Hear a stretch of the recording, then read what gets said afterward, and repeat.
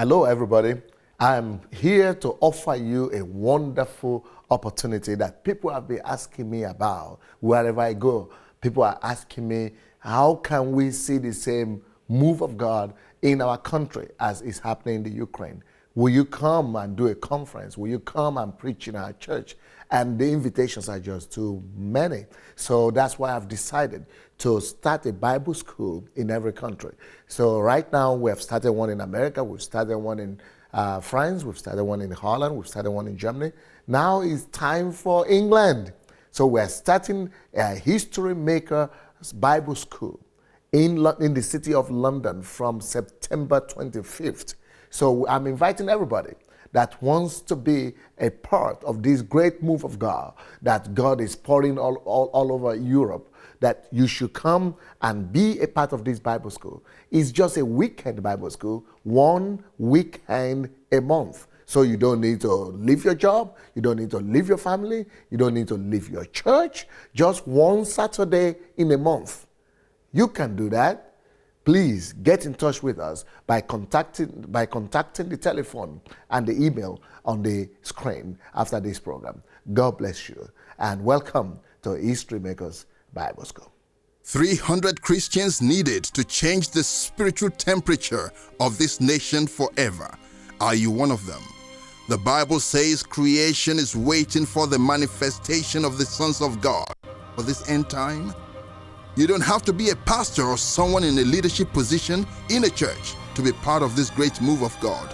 All you need is a genuine hunger for the kingdom of God to be established on earth. Pastor Sunday Adelaja, the pastor of the largest church in Europe, the Embassy of God, is initiating a move of God in this nation called the History Makers Bible School. The History Makers Bible School takes place only on one Saturday every month to equip you for the next level. It will also be a good opportunity to network with like-minded Christians. You will receive tried and tested keys to church growth and pastoring without tears at the Emmanuel Center, 9 to 23 Marsham Street, Victoria, London, Southwest 1P 3DW. Registration is £40 per session. To register, call 0798 114 6157 or email admin@hmbsuk.org or visit the website at www.hmbsuk.org.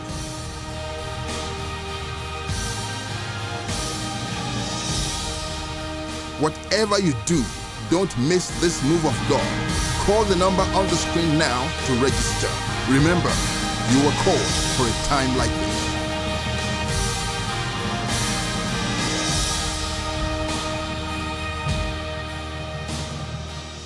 Welcome back to the program. And you know, right now in front of me, I got Pastor Sunday Adelaja, who is the senior pastor of the Embassy of God in Kyiv in the Ukraine. And the church is actually the largest church in Europe with over 100,000 members. And I keep repeating it so that would actually impact you as a person, as a pastor, or a Christian who has the hand of God upon their lives. The church has over 100,000 members ministering to over 7 million people on a daily basis. So you know what? We've been talking about his background, how his background helped him to go through all he's been through and what he is still going through. And you know what we're going to do now is talk about his grandmother, who played the role of a mother in his life. And he wrote a book titled Ọlọ́run wà, which means that God is here. There is God.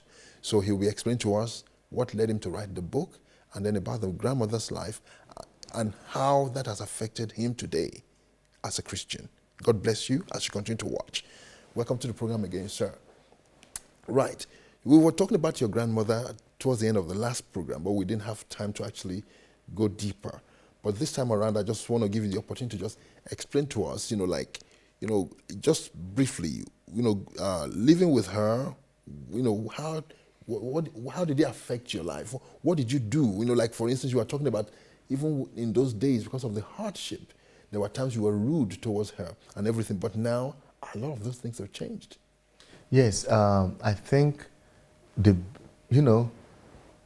This is a paradox because the most painful experience of my life is the death of my grandmother who raised me up, but also is the greatest blessing that has ever happened to me. That's a paradox, isn't it? Yeah. The greatest tragedy, my greatest pain, has become my greatest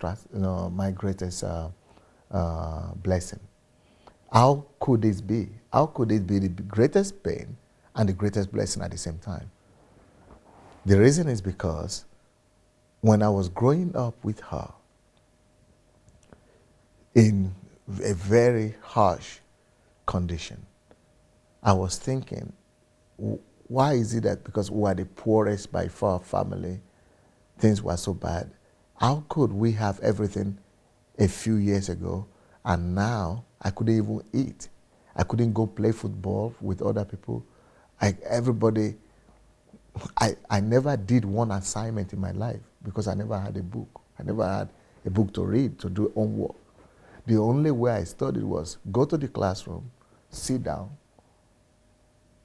and listen, and remember, and then give exams. 3 months later, 6 months later, 1 year later. I never had a book to carry out the homeworks. I never did one homework because I couldn't have. But apart from that, I was a young lad. I couldn't play with my friends. So all these things created a deep-seated pain in me. Pain that all my friends were calling me names. Pain that I had to carry all this firewood and trek barefooted. Pain from the sun and the sweat of the scorch of the sun. Pain from trekking kilometers to school every day barefooted, and the scorch of the soil, the heat of the soil, and the heat on my head. Then after school, pain of going to the bush, collect the firewood, then in the evening going to the market to sell it. Pain that there was no life for me. My life was just revolving around this, just to survive. So this pain built up a deeply seated anger and frustration in me that I was not like any other person. We were not like any other person, and our family was just being despised. So I was angry. So all my anger, I could only rent them or vent them on one person, the only person that was around me. That was my grandmother. So I was thinking she was why couldn't she fix it? Why did I come to this family? Why is it that this is the destiny or the fate that I had to confront as a young baby? So I was such a rude and disobedient child. Nobody will ever think anything good will come out of me. I was the biggest hooligan in the whole city. In the sense, you cannot believe it, because, for example, when she beats me and she punishes me, I will go into her wardrobe, take kerosene, and just splash kerosene in the whole wardrobe and set it on fire. Nobody will believe that I would do something like that. I'm totally the opposite now. That anger inside me, because I could not beat her. I was so small. I was so stubborn. In fact, my sister, in that Olorunwa book, she wrote, "Sunday, you are so stubborn. You are the stubborn of the stubborn. You are the stubbornness of the stubborns. Nobody had seen anybody as stubborn in my life. I mean, like me. I'm talking to parents now and grandparents that have children that are totally rude and totally disobedient and that will never pay any respect to you and are doing everything just the opposite of what you've taught them. I was worse. Imagine the worst of your own child or the worst behavior of your kid or your grandchild. I was worse. This Pastor Sunday that you are seeing now, I used to be worse. And I got better, not because of deliverance or casting off of demons. And it was not demon. It was just the pain that I was experiencing inside. But I didn't know as well. So it's just now analyzing it. So I grew up, for example, one day, after she punished me, I went and discovered a place where she had put all her jewelries, earrings, and all the jewelries. She had a box for it. So I went and took all that box and went to the bush, dug a hole, and buried the whole thing there. And up to now, I couldn't find the place where I buried it. That's serious. So they would beat me, everybody would beat me and scold me and rebuke me. I could, at 12 years old, 9 years old, 6 years old, no, from 8 years old, 9 years old, 9, I was all like this. They would beat me like this. I would run away from home, and for 3 days, they would not know where I was. I would go and sleep somewhere. So I was a rascal, disobedient, but there was an in-seated anger in me. Maybe, of course, maybe definitely, I'm sure there will be some satanic attack and all that connected with that. But it was this anger, because I'm just saying this just for people to know there is no hopeless child. There is no hopeless child. So, but my brother, that was one of my brothers, would just they will keep on beating me and caning me and think, we'll beat this thing out of you. But it didn't change anything. So that was how she knew me. That is the Sunday she remembered. Even though I was doing all this selling, everything, but I was doing it out of rebellion. I was still doing it in anger because I knew if I didn't do it, I was going to be punished, or I was not going to eat, I was not going to be able to go to school. But I was still stubborn. But inside, when I'm back in my senses, I will say, because I will see her struggling even more than me. I will see her paying even greater price. I will see her not even taking any rest at all. At least I was going to school, but she was always in the bush or in the trees and in the pap and all these things. So I would say, my God, I must compensate this woman. I must make it in life to be able to thank this woman. She's my hero. I own my life to her. So each time I will, because I only did that when I got annoyed or when I was scolded, when I was beaten. So, but most of the time I was obedient. But still, I would tell her that, I will grow up, because she was always telling me, this is all because of you. All your brothers are now in town. They are grown-ups and they could fence for themselves. But it's because of you. You are the one that is left in the village. That I need to struggle for you to at least become something. I need to make sure that I take you through high school at least. You must be able to do something. At least I've been able to, make your people come out, your brothers come out of primary and high school. You need to be able to. So it's all for you. Please, it's all for you. Think of the house you are coming from. Think of your story. So I was always saying, hey, this woman so much loves me. She's suffering like this. She could leave. She doesn't go to school. She didn't to buy my pen, my book, buy this and that. But she's doing this for me. So I was saying, I'm going to repay her. Even though she's thinking I'm stubborn now. But I know I will become somebody one day. And I will grow up and I will really, really pay her back. I will really honor her. I will take her abroad. I will make her to see Europe. I will go. I didn't know where this idea came to me, that I was going to travel abroad one day and I was going to become somebody. And when I become somebody, she is going to be the happiest grandma. My mother, I never call her grandma when she was alive. My mother, she was going to be the happiest mother alive. So in the midst of this, she went to the hospital one day. Then she told me, take care of home. You've been taught how to make pap, this corn custard. That is going to be your business, and it's going to be your way of survival. You've got to continue to go to school, go to the farm for the corn, and maintain the farm, and maintain the business. No, I will not be around anymore. I don't know how long I will go to this hospital for, but you've been taught how to sustain your life. You remember how to fetch the firewood, all the contacts. I was 15.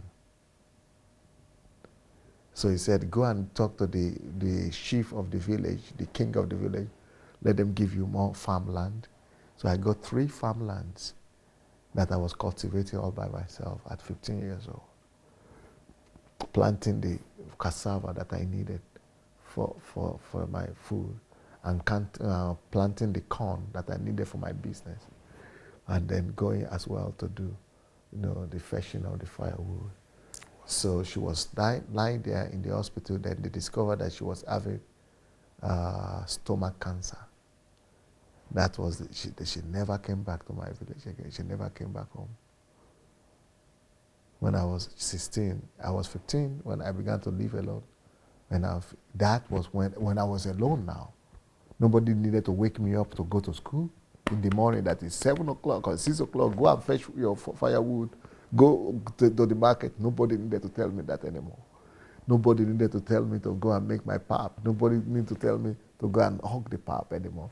Nobody needed to tell me to go and do anything. I needed to go and find the firewood. I needed to go and fetch for it. I needed to go and look for the farmers. I needed to go and...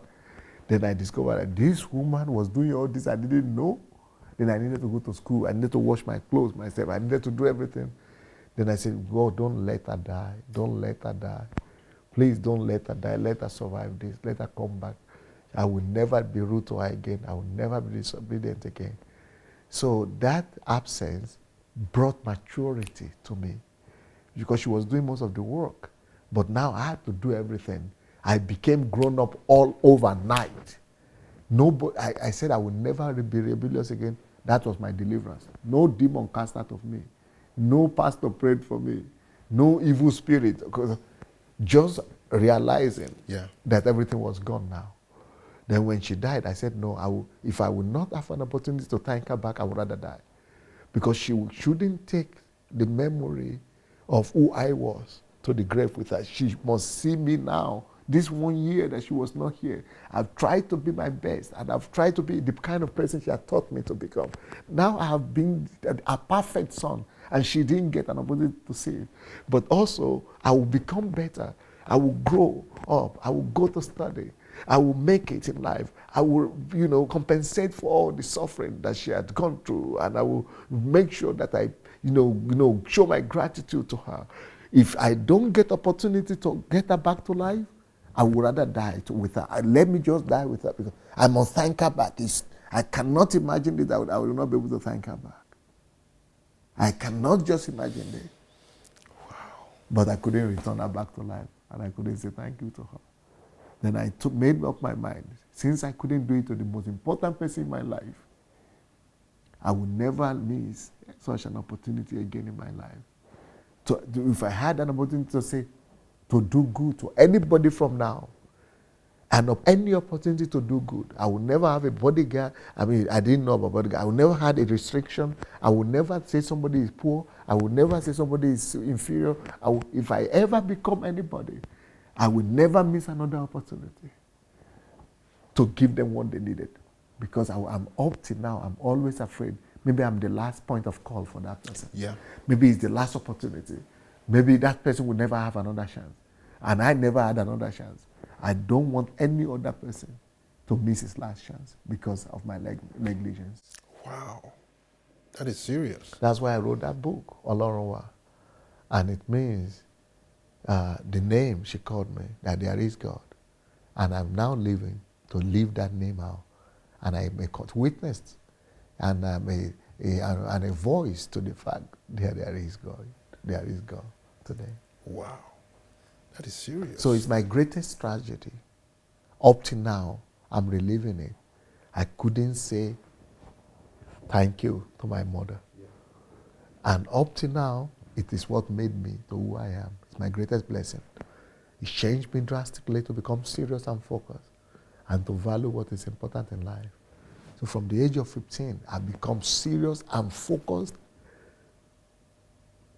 because I value what I lost. That made me, if I had not lost her, I wouldn't have become so serious. Maybe it would have happened later in life, but I would have lost the opportunity. I would have been able to study.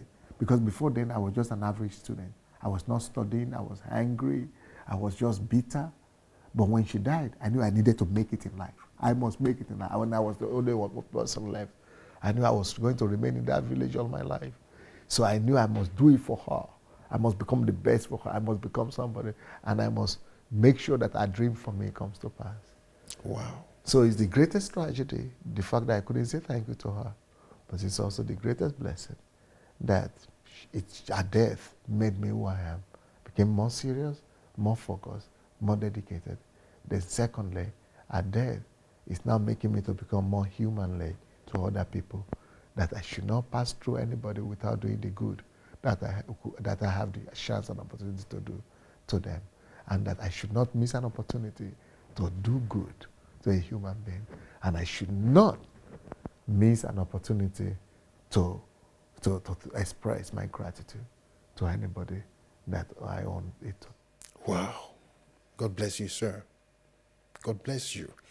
Because, I was saying before that your lifestyle, your what you encountered, mirrors what I went through.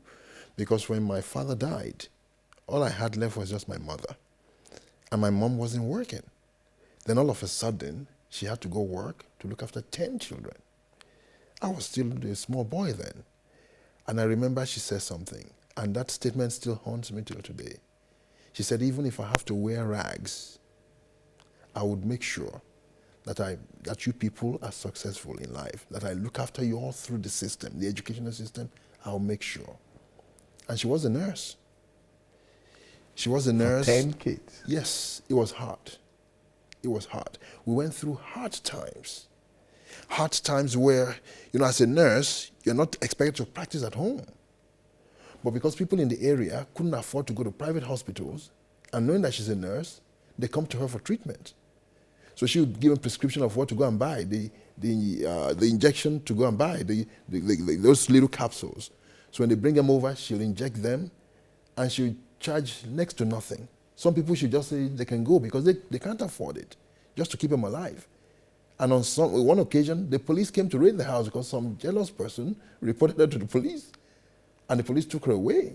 Are you serious? And the police, when they got on the way to the station, the police officer said, after hearing what she was saying, that her husband died. She's got these children. And these people that come to her are poor people. They can't even afford the hospital. Then the police officer said, he said, no, I can't take you to the station. He said, I'll let you go. He said, but please, be careful who you befriend, the kind of people you have around you. He said, because I'll be mad to take you to the station, because you're helping the people. So you could absolutely relate to my story. I could relate to your story. And at the back of my mind, I was saying, well, I'm going to study hard. When I'm successful, are you serious? Yes. I'll build a house. I'll do wonderful things for her. But unfortunately, it was not to be. She passed away. So you didn't just lose your dad, you also lost your mom. That's right. So my mom's one was the most painful one because she's worked all her life just to keep us alive. So we were just on the verge that every one of us, we are now okay, we're not successful. But this is a time for us to pay her back, but she's nowhere to be found. So that's why, just like you, when I meet people, I give my phone number off on the TV, and people will call me 2 o'clock in the night and everything. So your story is what made you. That's right. So the secrets of your success, the secrets of your virtues, of who you are, is embedded in your story. That's what it is. That's why, just like you, when I meet people, I just give them a hug because I don't know. That might be the last time. When I meet them, I want to be a blessing to them because that might be the last time. And that's the mentality. That's the mentality. That's why every time I see anybody, no matter who they are, I give them a hug. Even if I meet them for the first time, I want them to remember me for that hug. Yes.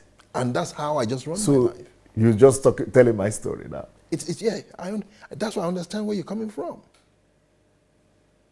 It's interesting. But you know what? We're going to have the opportunity to talk about that particular book, Olorunwa. Time has really gone, but when we're going to because I just believe that this needs to minister to a lot of people out there. And there are people who are in our own same position, who are going through the same thing. It will bless them. Wow. I want to thank God for your life, sir. Thank you. And God bless you richly for everything you're doing and for the encouragement. God bless you. You know what? On that note, we have to end this particular program, but there's a lot more to come. You haven't seen anything yet, because this will give you an insight into Pastor Sunday, his ministry, who he is. There's a lot more heavy stuff to come that will encourage you, that will bless you, that will make you a life transformer or a reformer in your own generation. Thank you so much for watching. I will be back your way very, very soon. Bye for now.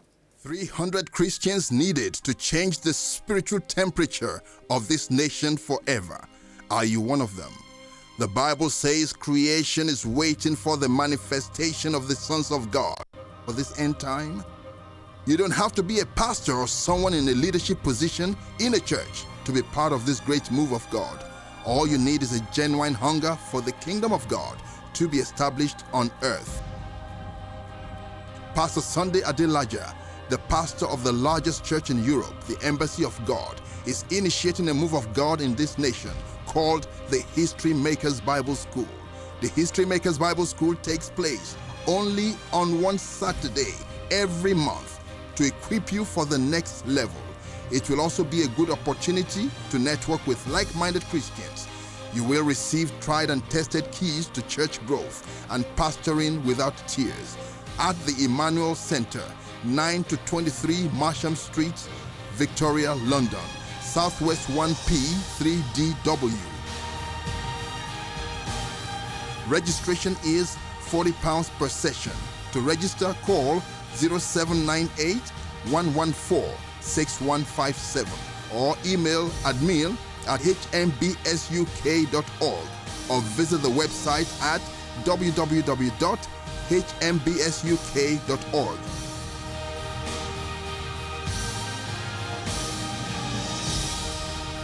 Whatever you do, don't miss this move of God. Call the number on the screen now to register. Remember, you were called for a time like this.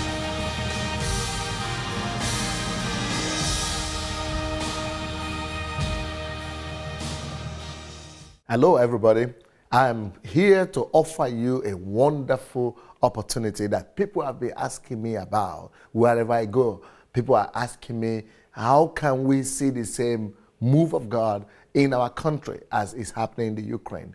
Will you come and do a conference? Will you come and preach in our church?